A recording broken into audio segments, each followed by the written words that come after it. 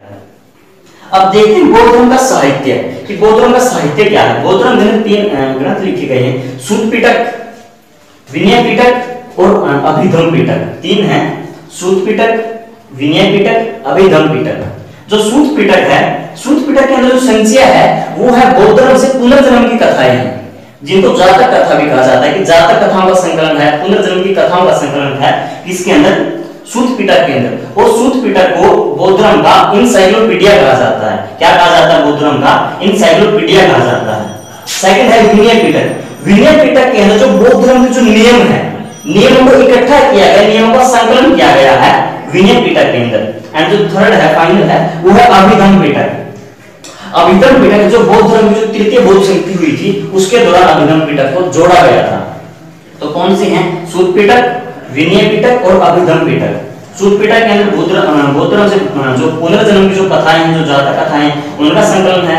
विनय पिटक के अंदर नियमों का है और अभिधम्म पिटक जो तृतीय जो बौद्ध शक्ति हुई थी उसके दौरान इसको जोड़ा गया था। तो एक बार दोबारा देख लीजिए, बौद्ध धर्म का जो जन्म है वो 513 ईसा पूर्व में हुआ था। मुन्नी ग्राम था, आमरकुंज नामक स्थान पर हुआ था। इनकी माता का नाम महामाया था। इनका पालन पोषण प्रजापति गौतमी ने किया था। इनके पिता सुशोधन थे जो सात्य कुल के राजा थे। इनकी भविष्यवाणी की थी इनके जन्म के पश्चात महर्षि अस्ति ने। इनकी शादी भी की गई थी। इनकी पत्नी का नाम था यशोदा, पुत्र का नाम था राहुल।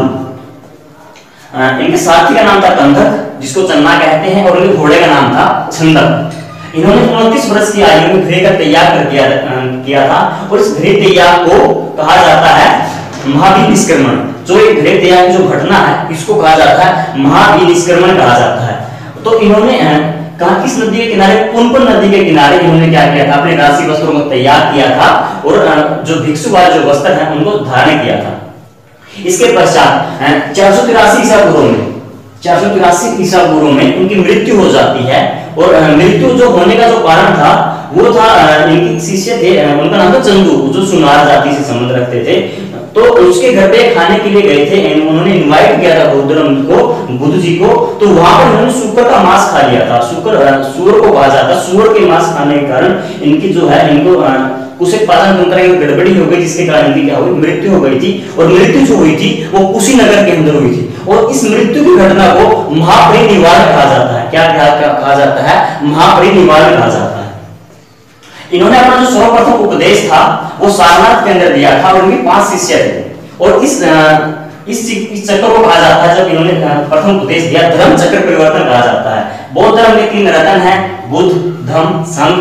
4 सत्य हैं, दुख, दुख समुदाय, दुख निरोध मार्ग। कि जो इंसान का जो दुखी होने का जो कारण है वो क्या है? वो उसकी तृष्णा है, अर्थात उसकी इच्छा। इंसान को अपनी इच्छाओं को वश में रखना चाहिए तो इंसान दुखी नहीं होगा। तो इन दुख से बचने का जो मार्ग है वो है अष्टांगिक मार्ग। इंसान स्पष्ट है, सम्यक दृष्टि, सम्यक संकल्प, सम्यक वाक, सम्यक कर्मकांड, सम्यक आजीवन, सम्यक व्यायाम, सम्यक स्मृति और सम्यक समाधि। 10 सील बताए इन्होंने जीवन का, जो नैतिक जीवन का जो आधार है। एक नैतिकता के अंदर में आप इन चीजों को ग्रहण करना चाहिए। अहिंसा है, सत्य, आस्तेय, अप्रिय और ब्रह्मचर्य।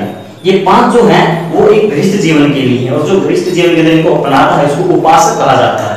और जो अगली जो 5 है कि इंसान को असमय भोजन नहीं करना चाहिए, जो सुख पर जो बिस्तर उसको तैयार करना चाहिए, कभी भी धन का संचय नहीं करना चाहिए, स्त्री से दूर रहना चाहिए और नृत्य गान नहीं करना चाहिए।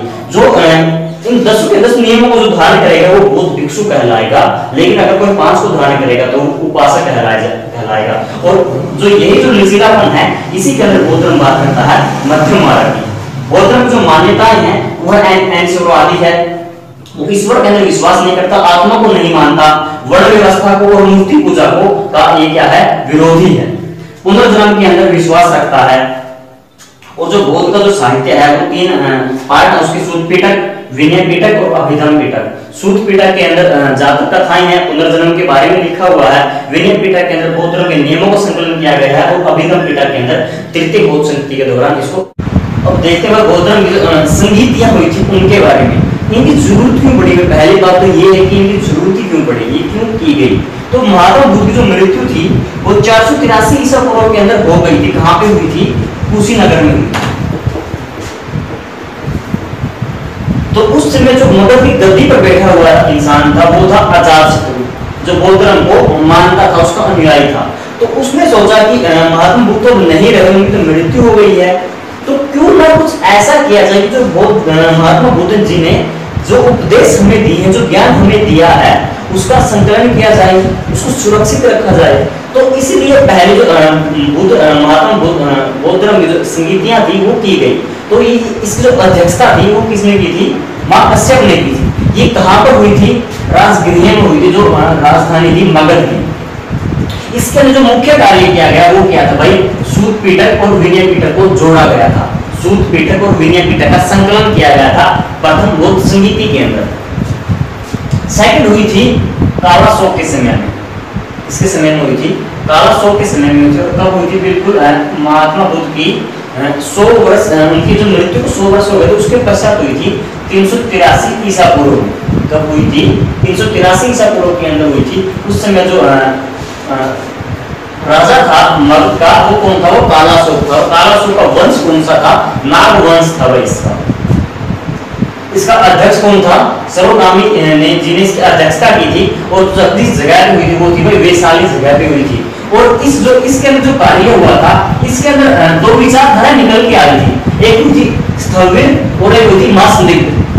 स्थविर और महासंदिग्ध विचारधारा उत्पन्न हुई थी। सेकंड जो बौद्ध धर्म की जो बैठक हुई थी उसमें से दो विचारधारा निकल के आई थी, स्थविर और महासंदिग्ध। इनको मैं आगे बताऊंगा क्या जो तीसरी जो हुई थी वो हुई थी भाई अशोक के समय में। सम्राट अशोक को कौन नहीं जानता? जो वंश था इनका वो मौर्य वंश था और जो जब हुई थी 251 ईसा पूर्व के अंदर हुई थी। इसकी जो अध्यक्षता की थी वो की थी भाई मोंगलीपुत्र तिसक ने की थी। किसने की थी? मोंगलीपुत्र तिसक ने की थी। और ये किस जगह पे हुई थी? पाटलिपुत्र के अंदर हुई थी। और इसके अंदर एक महत्वपूर्ण कार्य किया गया था कि जो अभिधम जो पीटक है उसको जोड़ा गया था, उसका संकलन किया गया था बौद्ध धर्म के अंदर। जो फोर्थ जो हुई थी वो हुई थी भाई राजा कनिष्क के समय में। कनिष्क कौन से वंश का था? कुषाण वंश का था। कनिष्क के समय में हुई थी। इसके जो अध्यक्ष थे वो थे वसुमित्र। कौन थे अध्यक्ष? वसुमित्र इसके अध्यक्ष थे। लेकिन इसके उपाध्यक्ष भी थे भाई, वो थे अश्व घोष। अश्व घोष कौन थे? जिन्होंने बुद्ध चरित्र लिखी है भाई। जो बुद्ध चरित्र जो हम पढ़ते हैं, जो हमें पढ़ाई जाती है, वो इसके जो रचनाकार थे वो कौन थे? अश्व घोष थे भाई। ये कहां पर हुई थी? ये हुई कश्मीर के अंदर कुंडल वन में। कहां पे हुई थी? कश्मीर के अंदर कुंडल वन में हुई थी भाई। और इसका जो रिजल्ट है, इसके अंदर जो कार्य हुए थे, जो बौद्ध धर्म था वो हीनयान और महायान के अंदर बंट गया था। किसके अंदर? हीनयान और महायान दो शाखाएं निकली थी बौद्ध धर्म से।